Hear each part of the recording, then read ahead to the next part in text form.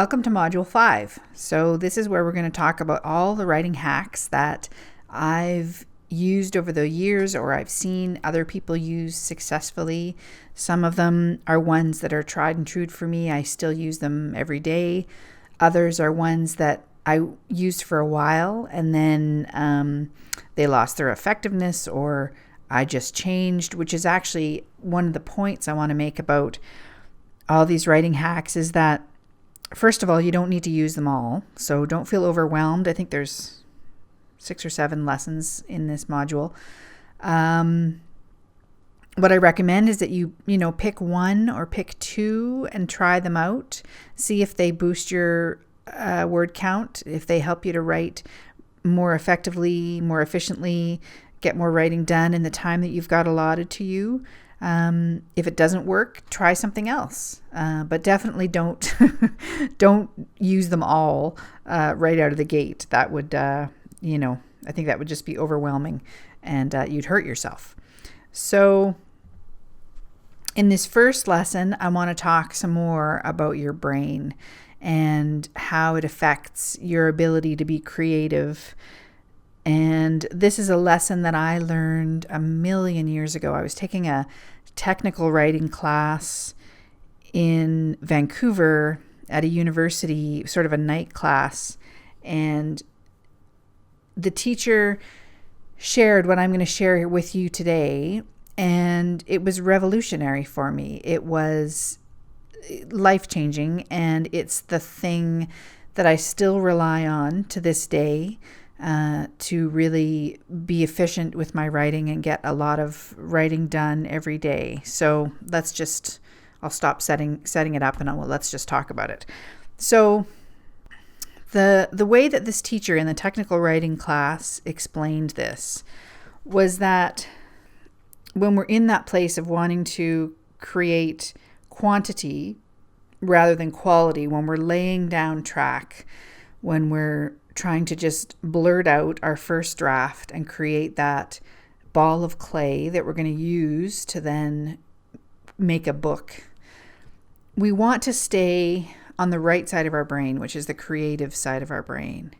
And when we're typing and the words are coming out and then we look at the screen and we see maybe, how Word and Scrivener 2 underline in red if a word is spelled wrong, or more importantly, if we're writing and we write a few sentences and then we go back and read them out to see if they're good, quote unquote, if they're quality words.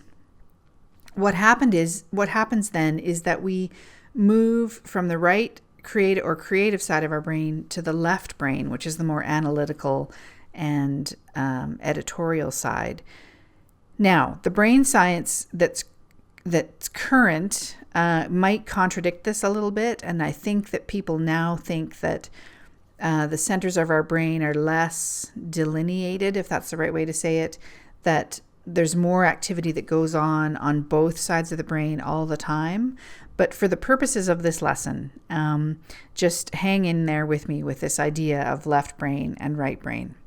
So you're writing away on the right side of your brain, being creative, the words are flowing, and then you look back and you start to think about changing what's on the screen, maybe correcting the spelling mistakes, or you're thinking, I should have used the word, a different word there than I've used, and you go back and you start to edit. Now you're on that editorial or left side of your brain, and her theory was that once you do that, it's harder to get back now onto the right side where you were originally. And so this teacher's theory was just stay on the right side of your brain for as long as you can. Don't worry about editing and correcting at this point. And this is exactly what I was referring to when we were talking about quality versus quantity. So right now, when you're on the right side of your brain, you just want to think about quantity. And it doesn't matter that there are spelling mistakes. It doesn't matter that you haven't used the right words. It doesn't even matter that your ideas maybe aren't clear in what you've written. You just want to stay on that right side and continue to create for as long as you can. And when I first learned this lesson and started to apply it to fiction, this is kind of nuts, but the way that I trained myself to do this was and I did this for a couple of years, I wrote with my eyes closed. So I'm a touch typist, so I don't need to see the keyboard. And I would start out in my document with my eyes open, obviously, and then I would literally close my eyes and just keep writing and do that for as long as I could, because I knew if my brain or my eyes saw those red lines under the words in the document that I would be tempted to go back and edit them. So after a while of doing that, maybe it wasn't as long as 2 years, but it was a while, I had built enough muscle that I'm able now to stay on the right side of my brain, even with my eyes open. So I'm not tempted to go back and change what I've written, and I'm able to just dump out the ideas that I have without trying to correct them and going back and forth between those two sides of my brain. And we haven't touched on dictating words very much in this course.